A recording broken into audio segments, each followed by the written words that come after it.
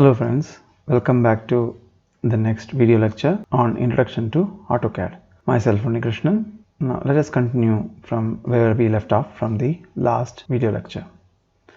So the next command that we're going to see is circle, and as you can see there is a direct button with a small arrow given below, and if I click on that I have different options to make these circles.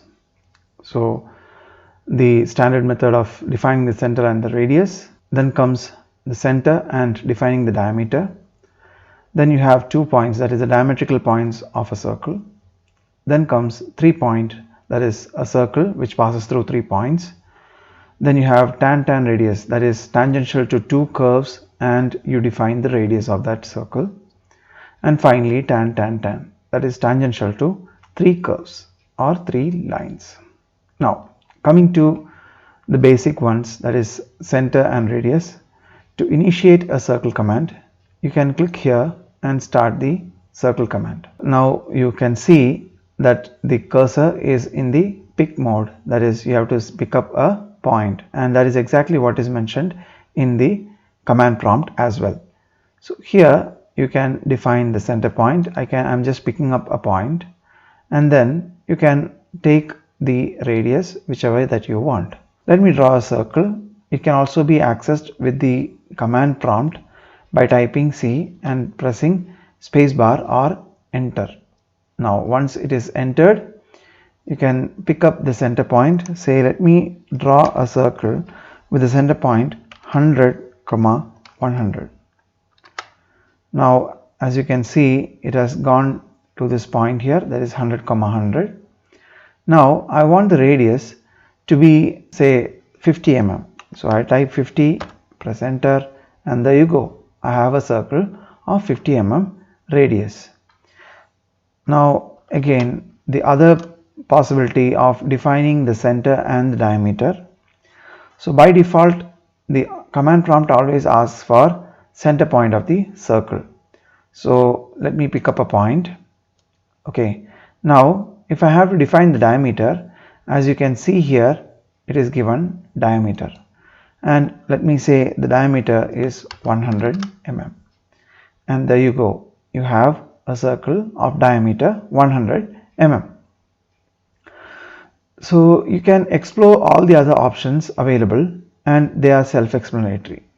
2 point, 3 point, tan radius, and tan. These, as I have already mentioned in the previous video, you just have to keep the mouse over that command and you get an idea of how it works. Right, I'll quickly move to the next command, that is arc command.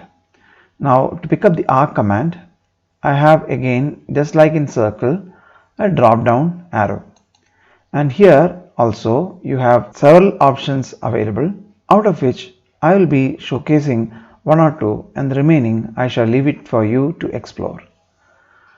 The first one will be center, start and end. So if I go for, say for example, let me start an arc from this point, that is the center point of the circle, to this center point of the circle. So let me define the center, say somewhere here, and I'm defining the start point, and by default your arc always goes in the counterclockwise direction. And if you want it in the clockwise direction, all that you have to do is press the control button and move the cursor. So if you press the control button, you get counterclockwise direction of your arc. So defining the center, start point, end point. This is very useful in many of your drawings that you're going to make as part of this course. So let me clear off the space. Now I'll go ahead with the next command, that is ellipse, and as you can see this is the button for ellipse, and it can be activated by the command ellipse, typing ellipse on the command prompt. So you have 2 options basically for complete ellipse. One is center and defining the half major axis and half minor axis points, and then you have one of the major axis and half minor axis to be defined.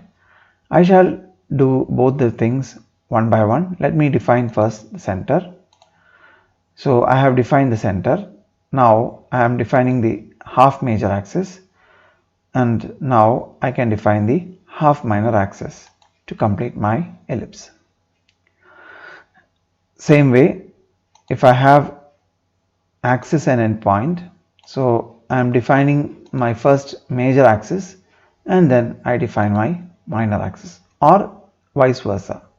Both things work very well. So I can define first the minor axis and then define the major axis. That also works pretty well.